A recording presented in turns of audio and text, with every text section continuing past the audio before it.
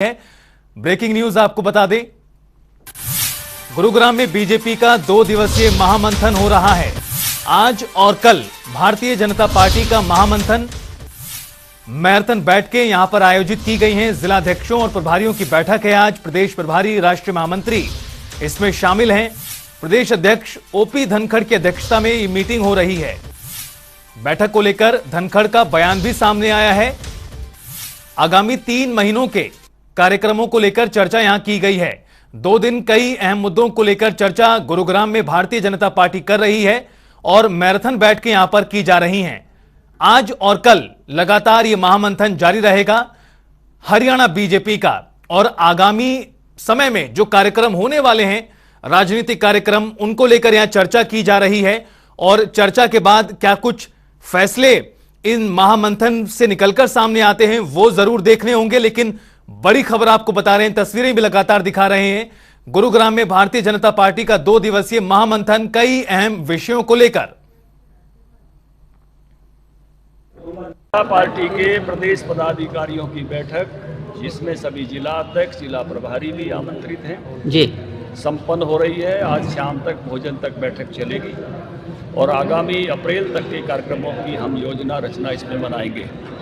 इसके साथ ही इस बैठक में हमारे राष्ट्रीय महामंत्री अरुण सिंह जी, हमारे प्रभारी विप्लव देव जी, वो भी रहेंगे और अभी तक के जो गतिविधियां हैं उनकी समीक्षा होगी और आगे की गतिविधियां मिशन 2024 की तैयारी की दृष्टि से आगे के रास्ते पर बढ़ने की पूरी योजना वो तैयार होगी कि किस प्रकार से हमने जब भी हम बैठक करते हैं लगभग 3 महीने आगामी कार्यक्रमों की उसमें तैयारी करते हैं।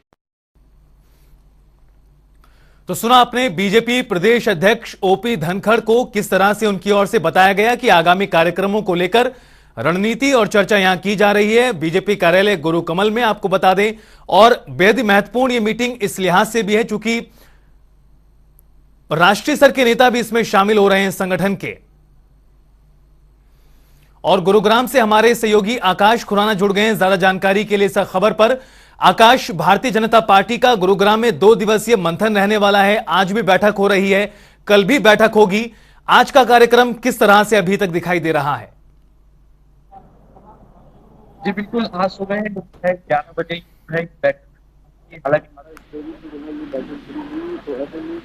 राष्ट्रीय महामंत्री अरुण सिंह, ओम प्रकाश धनखड़ और मंत्री रविंद्र राजू जो है इस पूरी बैठक की जो है अध्यक्षता वो कर रहे हैं। और ऐसे में 2 दिवसीय जो है ये पूरी बैठक रहेगी। आज जिला अध्यक्ष, जिला प्रभारी और प्रदेश पदाधिकारियों की जो बैठक है वो आज यहाँ पर हो रही है। तो ऐसे में महत्वपूर्ण जो है ये पूरी बैठक जो है मानी जा रही है, क्योंकि जिस तरीके से जब बीच में जो है जब यहाँ वहाँ पर जहाँ बैठक चल रही है वहाँ पर गए थे, तो कहीं ना कहीं प्रदेश अध्यक्ष जो है ओम प्रकाश धनखड़, उनका भी साफ तौर पर जब उन्होंने कहा था, जब उनसे सवाल भी किया गया था कि इस पूरी बैठक को लेकर, तो साफ तौर पे उन्होंने भी कहा था कि आगे की रणनीति को और चर्चा जो है उस पर की जाएगी और संगठन को आगे और किस तरीके से मजबूत किया जाए। तो इस सभी चीजों को लेकर जो है ये इस पूरी बैठक में जो है महत्वपूर्ण रहने वाला है। वहीं साथ ही जिस तरीके से हिमाचल और एमसीडी चुनाव में भाजपा की हार हुई, तो उसको लेकर भी जो है चर्चा इस पूरी बैठक में जो है की जा रही है, क्योंकि हरियाणा से भी कई जो नेता हैं उनकी जो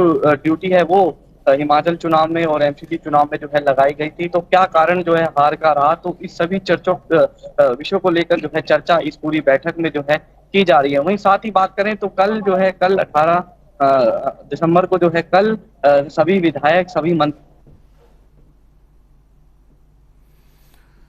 तो आकाश, हमारे सहयोगी गुरुग्राम से जानकारी दे रहे थे कि किस तरह से महत्वपूर्ण है ये पूरा 2 दिवसीय मंथन, चूंकि जिक्र हाल ही में किया गया हिमाचल और दिल्ली एमसीडी चुनावों का भी, चूंकि हिमाचल में कांग्रेस की सरकार बनी है और दिल्ली एमसीडी में आम आदमी पार्टी सत्ता पर काबिज हो गई।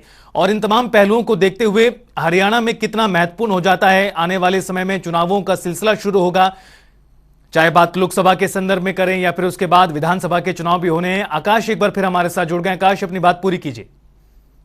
जी बिल्कुल, कल 18 दिसंबर और कल जो है ये बैठक जो है बहुत ही महत्वपूर्ण रहेगी, क्योंकि कल सभी विधायक, सभी मंत्री और सभी जो सांसद हैं भाजपा के, वो इस पूरी बैठक में मौजूद रहेंगे। और ऐसे में कल मुख्यमंत्री मनोहर लाल खट्टर खुद इस पूरी बैठक में पहुंचेंगे।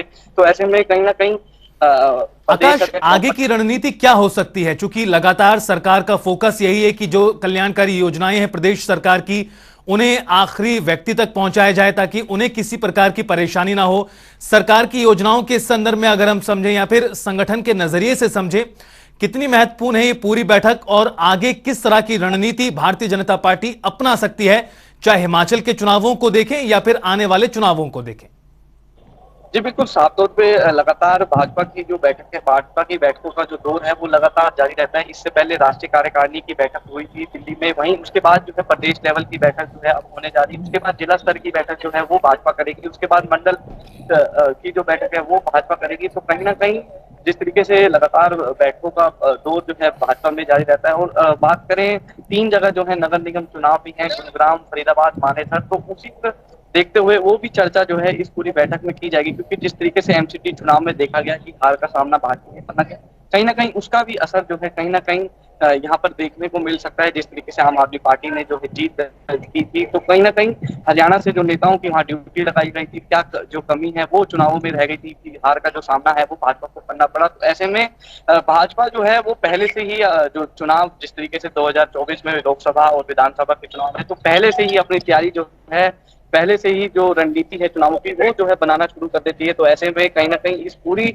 बैठक में जो है चुनावों को लेकर जो है चर्चा इस पूरी बैठक में की जाएगी और साफ तौर पे संगठन को किस तरीके से मजबूत किया जाए। आकाश, जो भारतीय जनता पार्टी के कार्यकर्ता हैं उनमें उत्साह भरने को लेकर या फिर कहें कि आने वाले चुनावों को लेकर जोश भरने के लिए क्या कोई कार्यक्रम भी शुरू कर सकती है भारतीय जनता पार्टी? चूंकि हम देख ये भी रहे हैं कि हरियाणा में कांग्रेस पार्टी की स्थिति मजबूत है और आने वाले दिनों में कुछ एक दिनों में हरियाणा में भारत जोड़ो यात्रा भी प्रवेश करने जा रही है। तमाम चीजें हमारे सामने हैं, इन चीजों को देखें और समझें तो किस तरह के कार्यक्रम आने वाले दिनों में हो सकते हैं?